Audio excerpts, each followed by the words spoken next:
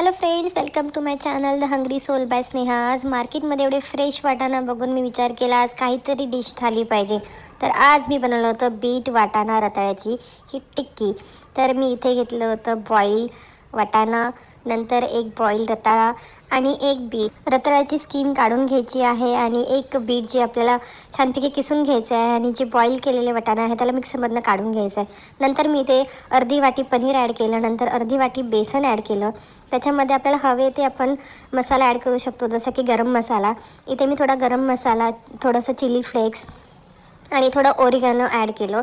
हे सगळं जिन्नस आपल्याला छानपैकी एकत्र करून घ्यायचं आहे. नंतर मी थोडं क्रिस्पीनेससाठी मी इथे थोडंसं कॉर्नफ्लॉवर पण ॲड केलं आणि हे सगळं काही छानपैकी मी मिक्स करून घेतल्यानंतर मी अप्पे पात्रे गरम करून त्याच्यात थोडं तेल टाकलं आणि अशा प्रकारे मी छोट्या छोट्या टिक्क्या बनवून घेतल्या आणि अप्पे पात्रेमध्ये मी हे टिक्क्या टाकल्या.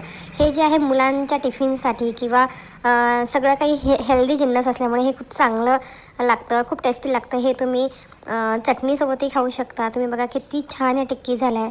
तुम्ही नक्की करून बघा आणि माझ्या चॅनलला नक्की सबस्क्राईब करा. थँक्यू.